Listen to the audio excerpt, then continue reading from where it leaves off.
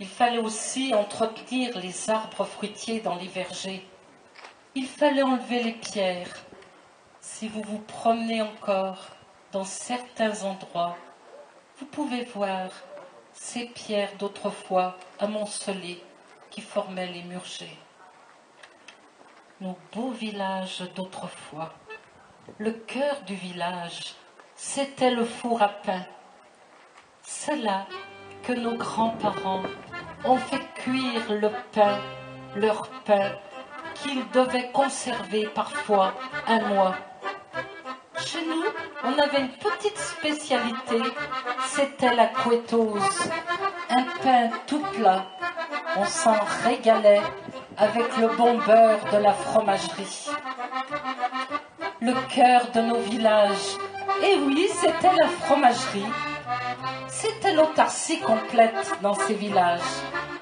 À la fromagerie du village, on y portait le lait de la traite de nos vaches, du matin, du soir, de l'automne jusqu'au printemps.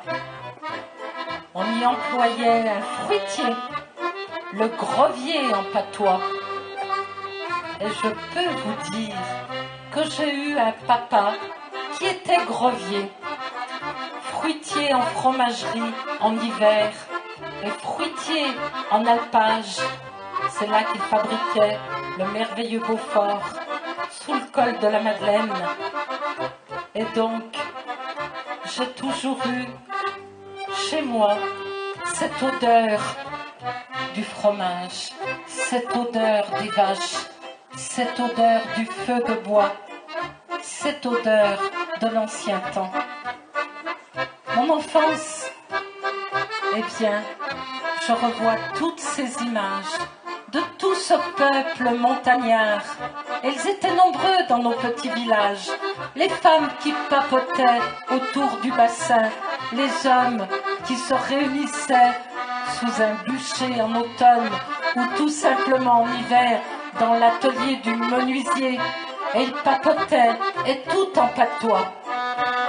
Le patois, eh bien, comme nos coiffes, c'était l'identité d'un village de haute montagne, d'une vallée de haute montagne.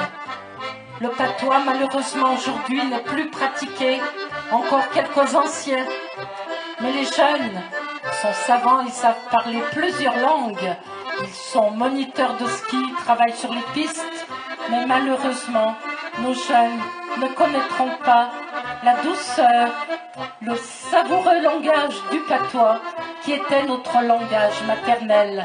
Et en 1945, le corps enseignant a interdit aux maîtres et aux maîtresses que leurs enfants viennent à l'école pour ne parler que le français. Et tout doucement, le patois est parti.